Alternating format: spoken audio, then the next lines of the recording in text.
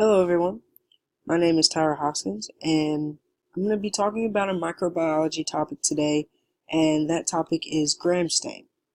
Um, there are many different stains that we use in microbiology. We use a simple stain and we use a gram stain and other stains as well, but I'm going to talk about the gram stain because I feel like it's one of the most important stains that we do. Alright, so a little bit about it. The gram stain is essentially how we identify bacteria. When we're looking at this, we are looking to see if certain bacteria is gram positive or gram negative. And the way we see that is looking at their cell wall.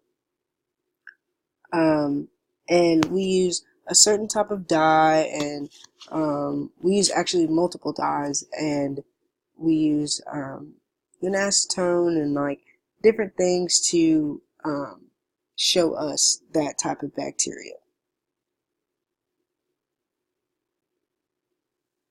Okay, so after the procedure is done as a whole, when you look through the microscope, you will see a pinkish color of the bacteria or a purplish color.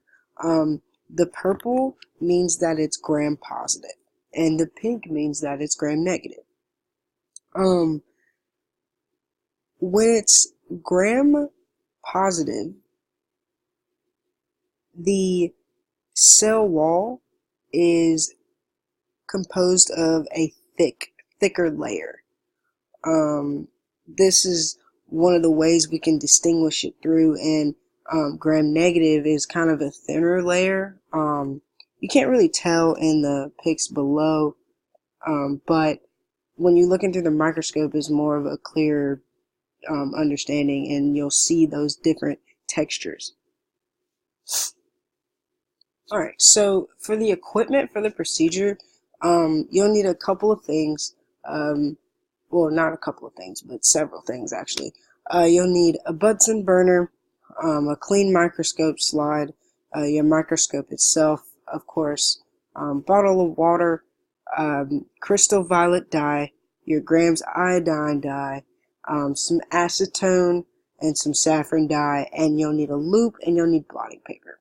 All of these things will be used. If you don't have any of those things, then the procedure itself will not be able to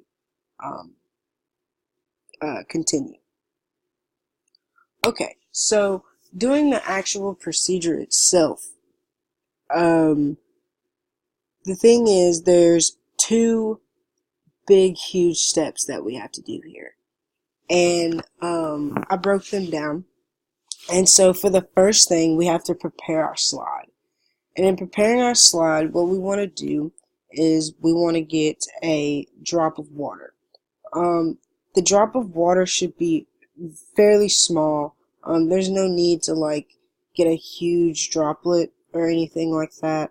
When using the loop, you want it to be small so you can let it dry quickly and be able to be ready for the next step. And then after that, once we prepare it, we want to use our loop. We want to flame it with the Bunsen burner, and then we want to cool it down. The reason why we do this is just to make sure that our loop is clean before we, touch our bacteria. Because the main thing about this, we do not want any contamination whatsoever. Any contamination will reveal in a failed gram staining procedure.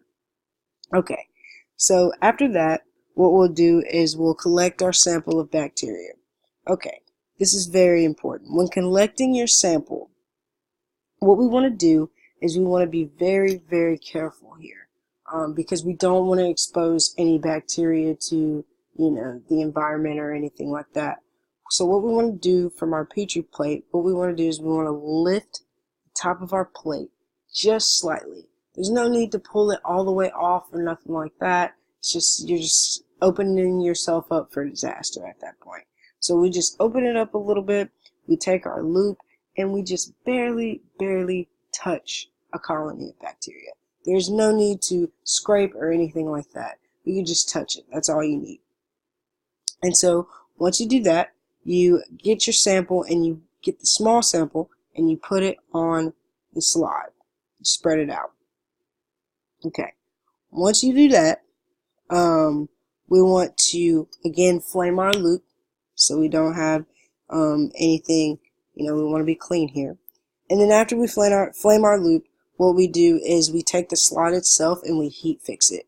And the way we heat fix it is we take the slide and we put it through heat, and that heat fixes it. Alright, and so the next process step, this is where we're actually doing our procedure here. So the first thing you want to do is you want to take Crystal Violet and put it on the slide with the bacteria. Once you do that, you want to wait 1 minute. After you wait 1 minute, then rinse with water. Next, what we want to do is we want to put the grams iodine. And the grams iodine, what we're going to do with that is once we put the droplets on there, we're going to wait a minute as well. And then we're also going to rinse with water after that.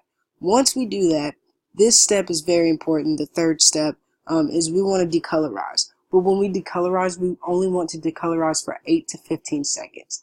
Decolorizing is basically where we're going to put our acetone on the slide. And this is going to give us the pink or the purplish color. Once we do that, when putting the acetone on there, we want to hold the slide at an angle. It'll just make it easier. Once you do that, you spray it down with water. After you spray it with water, we want to put saffron on the slide, just a few drops. And then once we do that, we want to keep the saffron on for 1 minute as well. And then once we do that, we're going to blot it dry using our blotting paper.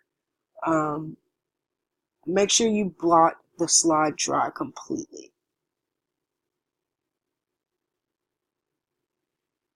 Alright, and then once that is over with, you are ready to put your slide under the microscope. As you can see below, there are a few pictures. It will look similar to this, these pictures below, but that is essentially how you do a gram stain. I hope you guys enjoyed my presentation, and that is the presentation on gram stain. Thank you.